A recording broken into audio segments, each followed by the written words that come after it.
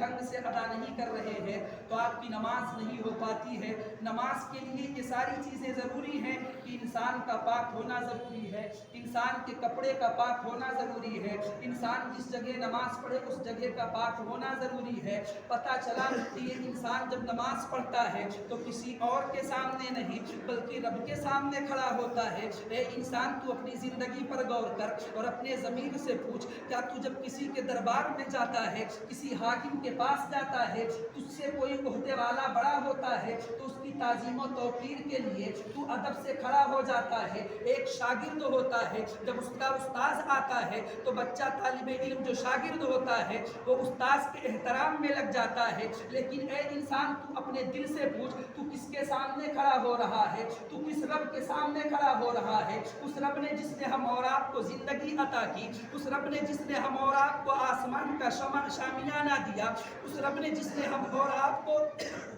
زمین کا بچھونا دیا، اس رب کے سامنے جب تو کھڑا ہوتا ہے تو تیرے جسم پر کپڑے ایسے ہوتے ہیں کہ جب تو پارٹی میں جاتا ہے تو بہترین لباس پہنتا ہے، جب شادی کی محفل میں جاتا ہے تو تیرے پاس بہترین لباس ہوتا ہے، لیکن جب رب کی بارگاہ میں آتا ہے، رب کے گھر میں آتا ہے تو کبھی پینٹ صحیح نہیں ہے، کبھی ٹی شرٹ صحیح نہیں ہے، کبھی سجدے میں جاتا ہے تو پیچھے کا حصہ کھل جاتا ہے، کبھی رکوع کی حالت میں جاتا ہے تو جو پیچھے رہتا ہے اس کی نماز بھی خراب کرتا ہے، تیرے اوپر کا ٹی شرٹ اوپر چلا جاتا ہے۔ یہ فیشن کا دور ہے لیکن مسجد کے لیے نہیں ہے، یہ فیشن کا زمانہ ہے لیکن نماز کے لیے نہیں ہے۔ میرے دینی بھائیوں، جب نماز کے لیے آپ آئیں تو بہترین لباس میں آئیں، جس لباس کو اللہ کے رسول صلی اللہ علیہ وسلم نے پسند کیا ہے۔ تیرا چال ہو تو اسلامی ہو، تیرا لباس ہو تو اسلامی ہو، تیرا چہرہ ہو تو اسلامی ہو، ورنہ تجھے مرنے کے بعد میں کہیں ایکسیڈنٹ ہو گیا،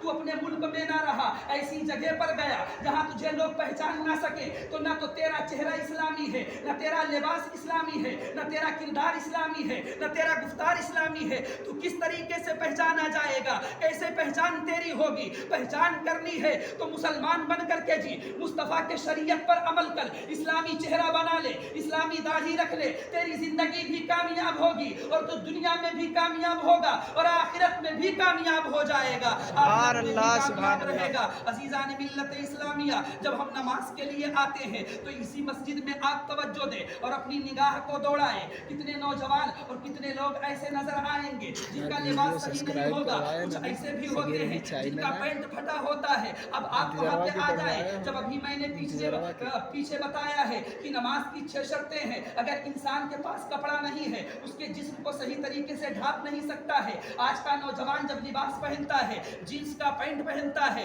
تو وہ فیشن کے دور میں کہیں اس کا یہاں سے پھٹا ہوا ہے، کہیں پیچھے سے پھٹا ہوا ہے۔ جب وہ نماز کی حالت میں ہوتا ہے، نماز کی شرطوں کو پوری نہیں کر پا رہا ہے تو اس کی نماز درست نہیں ہو رہی ہے۔ تیری نماز جب درست نہیں ہوگی تو جھوٹے رب کی بارگاہ میں گر رہا ہے۔ اللہ نے اگر قیامت کے دن تیرے سجدوں کو، تیرے نمازوں کے تیرے اوپر مار دیا تو تو کیا کرے گا؟ قیامت کے دن اللہ تعالیٰ سب سے پہلے جو سوال کرے گا وہ یہی پوچھے گا کہ اے میرے بندہ، تو نے دنیا میں رہ کر کے کیا کیا تھا؟ سب سے پہلے جو سوال ہوگا وہ نماز کے تعلق سے ہوگا۔ یہ نہیں پوچھا جائے گا تو نے مزار پر حاضری کتنی مرتبہ دی تھی، تو نے مزاروں پر چادریں کتنی چڑھائی تھی، تو نے کتنا کیا کیا تھا۔ سب سے پہلے قیامت کے دن جو سوال ہوگا وہ یہی پوچھا جائے گا، تو نے نماز پڑھی ہے یا نہیں، تو نے کیا دنیا سے تو کیا لے کر کے آیا ہے۔ سب سے پہلے جو سوال ہوگا وہ نماز کے تعلق سے ہوگا۔ اے میرے دینی بھائیوں، یہی وہ مسجد ہے جب مؤذن پکارتا ہے حیا علی الصلاح حیا علی الفلاح، آؤ کامیابی کی طرف آؤ،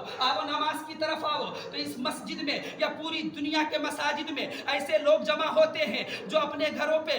جو زیادہ بوڑھے ہو چکے ہیں وہی لوگ اکثر نظر آتے ہیں، جوانوں کی تعداد نہیں نظر آتی ہے۔ اے نوجوان، تو کیا سوچ رہا ہے تیری زندگی ہمیشہ کے لیے باقی رہے گی؟ تو کیا ہمیشہ کے لیے دنیا میں رہے گا؟ نہ تو کوئی دنیا میں ہمیشہ سے رہا ہے، نہ دنیا میں ہمیشہ سے رہے گا، بلکہ تجھے بھی ایک دن چلے جانا جانا ہے، قبر کے حوالے کر دیا جائے گا۔ اے نوجوان، تیری زندگی کا کوئی بھروسہ نہیں ہے، تو اچھے کام کر لے گا، تیرے لیے یہی نفع ہوگا، تو دنیا میں رہے گا، اگر نیک کاموں میں لگا رہے گا تو تیری دنیا بھی بنے گی اور آخرت بھی بنے گا۔ اے نوجوان، تو کیا سوچ رہا ہے؟ تیری زندگی یوں ہی برقرار رہے گی؟ بڑے بڑے لوگ اس دنیا سے جا چکے ہیں نمازیں پڑھا کر اور مسجدوں میں لگ جایا کر، ورنہ موت کا فرشتہ جب آ کر کے اپنے چنگل میں لے گا تو ساری ایکڑی نکل جائے گی، تو ساری جوانی کو بھول جائے گا اور قبر کے حوالے تجھے کر دیا جائے گا، اور پھر تو سوچے گا کہ رب کاش ہمیں تو پھر سے زندگی دے دے۔ رب نے ایک آیت کریمہ قرآن مقدس میں نازل فرمائی ہے، اس کا مفہوم میں عرض کر رہا ہوں۔ رب ارشاد فرماتا ہے، اے لوگو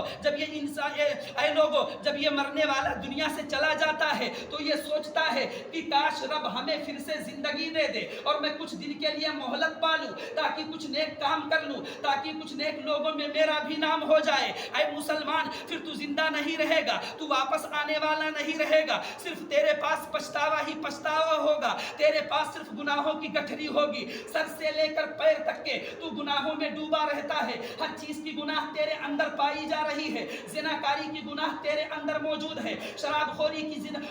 خوری کا کام تیرے اندر موجود ہے، ایک دوسرے کا حق مار لینا تیرے اندر موجود ہے۔ کیا تو نے سوچا نہیں ہے کیا تو ہمیشہ اس دنیا میں رہے گا؟ ایک دن تو اس دنیا سے چلا جائے گا، اس لیے اے انسان تو ایسا کام کر لے کہ تجھے دنیا والے بھی یاد کریں اور آخرت میں جب جائے تو مصطفیٰ کہے کہ یہ میرا غلام آ رہا ہے، یہ میرا غلام ہے، اور تجھ کو دیکھ کر کے لوگ سبق حاصل کر لے دنیا والے کہ ایسا انسان تھا جس نے اپنی زندگی کو مصطفیٰ کے شریعت پر گزار کر کے جب دنیا سے گیا ہے تو مصطفیٰ کا ایک پیغام دے کر کے گیا ہے اور مصطفیٰ کی شریعت کو وہ بتا کر کے گیا ہے، اور لوگ اس پر جب عمل کرتے رہیں گے تو تیری دنیا بھی بن جائے گی اور تیرا آخرت بھی بن جائے گا، تو دنیا میں بھی کامیاب ہوگا اور آخرت میں بھی کامیاب ہوگا۔ وما علینا الا البلاغ، جو لوگ سنت نہ